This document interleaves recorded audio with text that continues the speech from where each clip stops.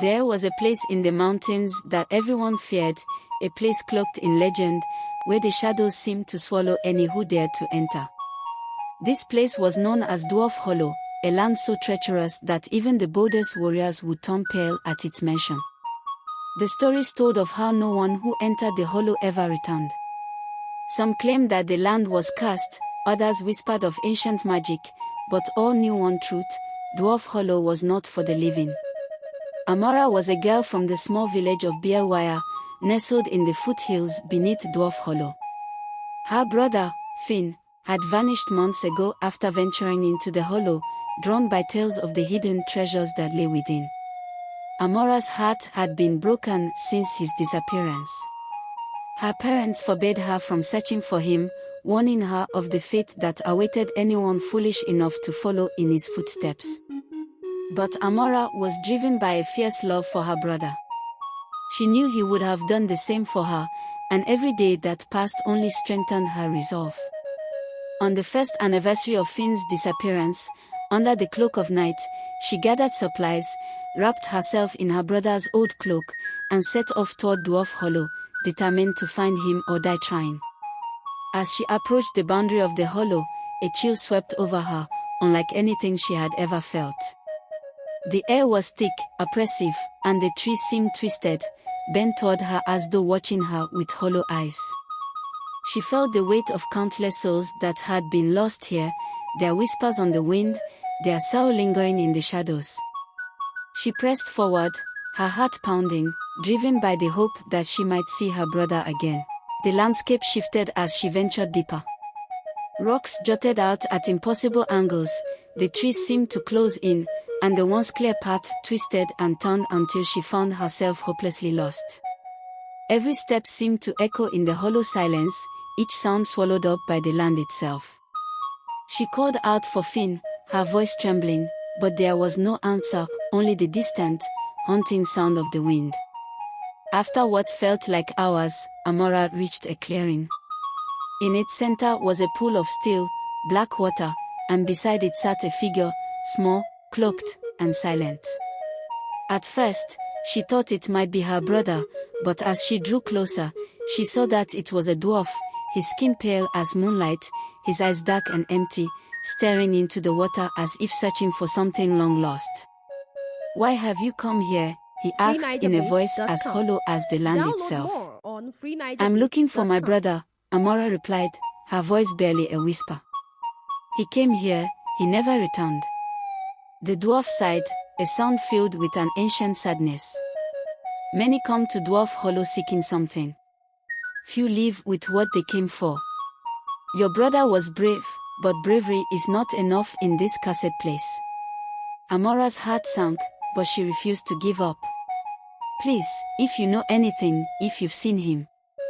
The dwarf turned to her, his gaze piercing through her as if he could see into her very soul. "I have seen him," he said. "But he is no longer as you knew him. The land of Dwarf Hollow changes those who enter, binding them to its sorrow. Your brother is now part of this place, as am I."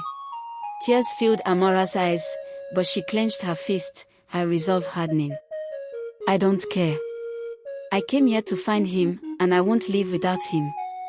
The dwarf tilted his head, a faint glimmer of something, perhaps pity, crossing his face. "Very well," he said. "But you must understand, to find him, you must offer a part of yourself to the hollow. It does not give without taking." Amora swallowed, her heart pounding. She felt fear clawing at her, but she pushed it down, knowing that this was her only chance. She nodded. "I'll do whatever it takes."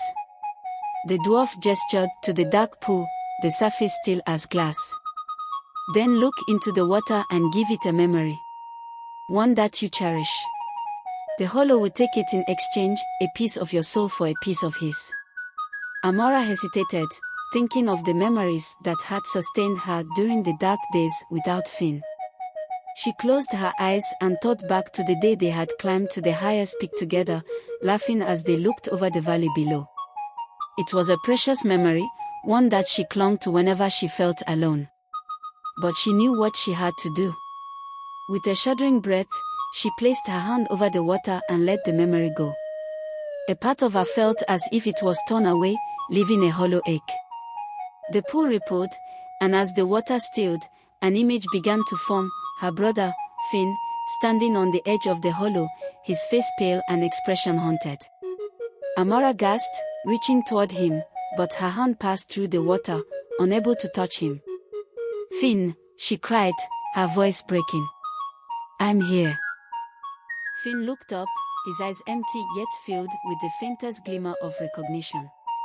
Amora, murmured, his voice distant, as though he were speaking from a place beyond time.